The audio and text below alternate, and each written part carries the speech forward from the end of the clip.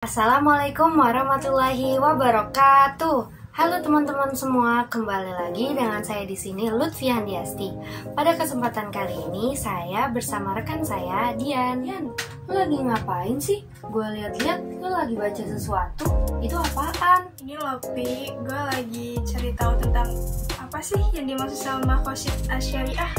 Oh, Maqasid Asyariah. Wah, kebetulan banget nih. Pada kesempatan kali ini, saya akan membahas mengenai Maqasid Asyariah atau yang disebut dengan The Ultimate Objective of Syariah. Apa sih Maqasid Asyariah itu? Nah, aku jelasin pelan-pelan ya, Yan. Oke deh. Jadi, makna dari maqasid sendiri menurut bahasa adalah bentuk jamak dari kata maksud yang berarti tujuan. Dengan asal kata seperti tadi, banyak beberapa ulama yang mendefinisikan kata maqasid berbeda-beda. Seperti contohnya ada ulama Al-Fasih yang berpendapat bahwa maqasid syariah merupakan tujuan atau rahasia Allah Subhanahu wa taala dalam setiap hukum syariat. Kemudian, menurut ulama Arisuni berpendapat bahwa maqasid syariah adalah tujuan yang ingin dicapai oleh syariat dengan niat agar kemaslahatan manusia dapat terwujud. Sedangkan menurut pandangan ahli, yaitu contohnya seperti pendapat dari Satria Effendi M. Zain, bahwa maqasid syariah adalah tujuan Allah dan Rasul-Nya dalam merumuskan hukum-hukum Islam yang dapat ditelusuri dalam ayat-ayat Al-Quran dan hadis sebagai alasan yang logis bagi rumusan masalah suatu hukum tersebut yang berorientasikan kepada kemaslahatan manusia. Dari beberapa pandangan ulama dan pandangan ahli yang telah saya sebutkan tadi, dapat disimpulkan bahwa maqasid syariah itu memiliki tujuan untuk suatu kebaikan atau kemaslahatan umat manusia yang sejalan dengan hukum-hukum Allah Subhanahu wa taala. Nah, dari penjelasan tadi, kamu udah ngerti belum nih, Yan? Alhamdulillah, dari penjelasan tadi aku udah paham apa itu pengertian dari Maqasid Asyariah. Oke. Nah, tadi kan kita udah ngebahas nih tentang pengertian Maqasid Asyariah sendiri. Nah, Dian sendiri udah paham belum ada dimensi-dimensi di dalam Maqasid Syariah serta perkembangannya?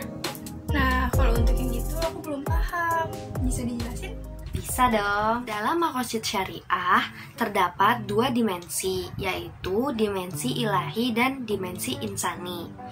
Dimensi ilahi adalah nilai-nilai ketuhanan yang bersumber dari Tuhan serta bernilai ibadah. Sedangkan untuk dimensi insani dalam maqasid syariah itu merupakan nilai-nilai kemaslahatan bagi kehidupan manusia, baik itu di dunia maupun di akhirat. Berdasarkan pengertian tersebut, dapat disimpulkan bahwa dimensi insani dengan dimensi ilahi ini saling berkaitan dan tidak dapat bertentangan. Sesuai dengan apa yang dijelaskan dalam Al-Quran pada surah Al-Hajj ayat 78 yang menjelaskan bahwa syariat itu tidak dibuat sebagai penghalang bagi kehidupan manusia. Jadi, seorang manusia itu memang harus berbuat baik dan menjalankan seluruh perintah-perintah Allah serta menjauhi larangan-larangan Allah untuk mendapatkan keridhaan Allah Subhanahu wa taala, agar dia juga mendapatkan kemaslahatan bagi dirinya sendiri dari Allah Subhanahu wa taala. Nah, dari penjelasan tadi kira-kira kamu udah paham belum? Paham. Cuma aku mau nanya, dimensi insani sama dimensi ilahi itu kan saling berhubungan. Pertanyaannya, di zaman sekarang itu ada nggak contoh implementasi keduanya seperti apa? Oh, ada dong pastinya. Sebelum menjawab pertanyaan dari Dian, saya akan menjelaskan terlebih dahulu mengenai perkembangan dari dimensi-dimensi maqasid asyariah itu sendiri. mengenai perkembangannya itu, maqasid asy-syariah pada hakikatnya didasarkan terhadap wahyu yang memiliki tujuan untuk mewujudkan kemaslahatan umat manusia. Selanjutnya, maqasid asy-syariah dirumuskan oleh ulama bertumpu pada 5 kebutuhan dasar untuk kemaslahatan hidup manusia, yaitu untuk pemeliharaan agama, untuk pemeliharaan jiwa, untuk pemeliharaan keturunan, untuk pemeliharaan harta, dan yang terakhir untuk pemeliharaan akal. Nah, sejalan dengan perkembangan teknologi dan perkembangan zaman pada saat ini yang tidak selalu berdampak positif bagi kehidupan manusia, maka muncullah nih pertimbangan untuk mengembangkan kembali konsep maqasid asy-syariah dalam kehidupan manusia. Dalam proses pengembangan konsep maqasid asy-syariah ini, kita juga harus menambahkan 5 kebutuhan dasar kemaslahatan hidup manusia yang telah saya sebutkan tadi. Kemudian disesuaikan dengan kondisi pada zaman modern seperti sekarang ini. Contoh kasusnya, pada zaman sekarang ini kan lagi marak nih muncul fenomena penipisan lapisan ozon yang dapat menimbulkan kerusakan bagi lingkungan. Maka muncul wacana untuk menambah pemahaman atau konsep-konsep maqasid syariah untuk pemeliharaan lingkungan. Karena kerusakan lingkungan pada saat ini sudah mencapai titik yang memprihatinkan. Jika tidak cepat ditangani, maka dapat merugikan keturunan kita di masa depan. Contoh implementasi dari dimensi ilahi dan insani dapat disambungkan dengan contoh kasus, ialah kita sebagai manusia dan hamba Allah yang baik dan taat kepada ajaran Allah Subhanahu wa Ta'ala harus menjalankan segala perintah Allah. Contohnya seperti menjaga lingkungan. Terus kita juga nggak boleh merusak lingkungan, apalagi sampai mencemarkan lingkungan itu sendiri. Karena jika kita melakukan hal tersebut, maka sama saja kita tidak mentaati perintah dari Allah Subhanahu wa Ta'ala. Kemudian hal itu juga dapat menyebabkan kerugian untuk kita sendiri di masa depan. Selanjutnya, aku akan menjelaskan mengenai al-maqasid syariah pada zaman ijtihad para sahabat Nabi Shallallahu Alaihi Wasallam. Ijtihad secara bahasa memiliki arti yaitu mencurahkan pikiran dengan bersungguh-sungguh. Sedangkan menurut istilah, pengertian ijtihad adalah proses penetapan hukum syariat dengan mencurahkan seluruh pikiran dan tenaga secara bersungguh-sungguh.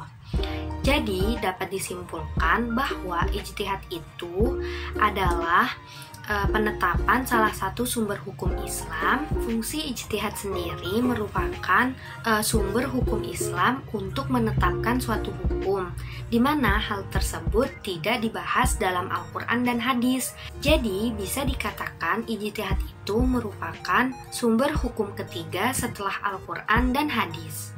Untuk itu, al-maqasid syariah dapat dijadikan sebagai metode atau landasan dari kegiatan ijtihad yang dilakukan para sahabat Nabi Shallallahu Alaihi Wasallam, sebab kegiatan ijtihad ini juga bertujuan untuk mencari atau menghasilkan kemaslahatan bagi umat manusia pada zaman terdahulu. Kegiatan ijtihad yang dilakukan oleh para sahabat Nabi Shallallahu Alaihi Wasallam dilandaskan dalam 2 bentuk.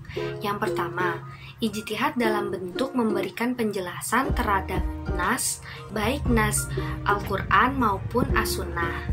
Dan bentuk yang kedua adalah ijtihad untuk menetapkan hukum yang baru bagi kasus-kasus yang muncul melalui cara-cara perbandingan atau mencari persamaan dengan ketentuan hukum yang sudah ada pada sebelumnya yang telah dijelaskan dalam nas, yaitu dalam Al-Quran dan As-Sunnah. Bentuk inilah yang biasa dikenal dengan konsep qiyas. Kemudian aku akan menjelaskan mengenai teori-teori al-maqasid syariah. Adapun teori yang pertama dari Al-Huzaili yang menjelaskan mengenai sesuatu yang baru dapat dikatakan sebagai al-maqasid syariah apabila memenuhi 4 syarat, yaitu yang pertama, harus bersifat tetap, yang artinya makna-makna yang dimaksudkan itu harus bersifat pasti dan diduga kuat mendekati kepastian. Yang kedua, harus jelas, sehingga bagi para ulama-ulama yang melakukan kegiatan ijtihad tidak akan berbeda dalam penetapan makna tersebut. Adapun yang ketiga, harus terukur. Maksudnya, makna ini harus mempunyai ukuran atau batasan yang jelas yang tidak diragukan lagi. Kemudian yang terakhir adalah bersifat atau berlaku umum. Artinya, makna ini tidak akan berbeda karena perbedaan waktu atau tempat. Adapun teori yang kedua mengenai maqasid asyariah, yaitu maslahat yang merupakan tujuan awal atau tujuan utama dari maqasid syariah, dapat dibagi sesuai dengan tinjauannya. Bila dilihat dari aspek pengaruhnya dalam kehidupan manusia, maslahat sendiri dapat dibagi menjadi 3 tingkatan, yaitu yang pertama ada daruriyat, yaitu maslahat yang bersifat primer, di mana kehidupan manusia sangat bergantung pada aspek duniawi dan aspek diniyah atau agama.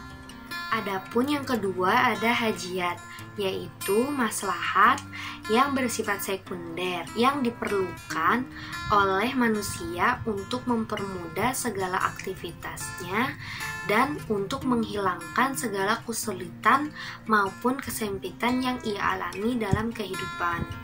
Dan yang terakhir ada tasinian, yaitu maslahat yang merupakan tuntutan muru'ah atau moral, dan hal tersebut dimaksudkan untuk kebaikan dan kemuliaan.